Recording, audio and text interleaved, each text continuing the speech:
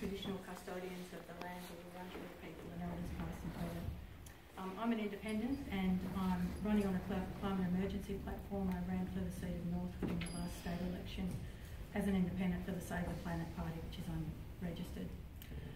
The biggest, I acknowledge all the issues and challenges that I've heard today are completely valid, but I think the two biggest challenges facing Darebin are those that are facing the world, and that's global warming and global warming.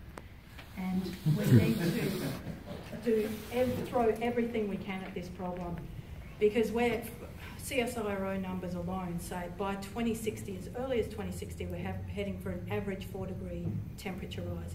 This will be 8-degree average temperature rise in some areas. So if you want to think about it, no one can kind of say what this will actually look like. But we've already think of Black Saturday, that was back in 2009. That will probably be an average summer day, at some point in the future, which is completely unlivable and would change the face of society as we know it. So for me, all the other challenges we have are almost luxuries. We need to address this and we need to do everything we can about it. Yeah. Now you've thrown me off. Sorry, I'm not even here.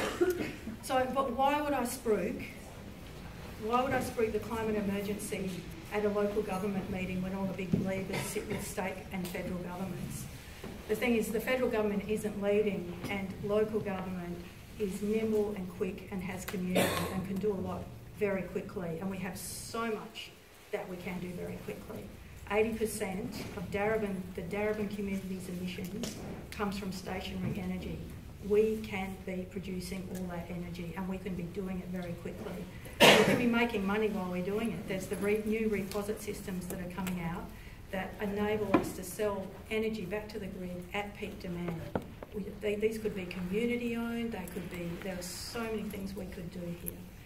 There's also waste. 5% of our emissions, and it's probably quite a bit higher than that because those emissions, mostly methane, come from organic waste. We could be turning that organic waste into biochar.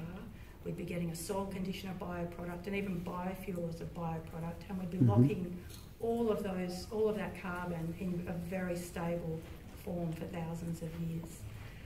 The other thing we could do is work with Beyond Zero Emissions. Beyond Zero Emissions are currently working with Byron Shire to create a zero emissions plan. We could go further than that if we wanted.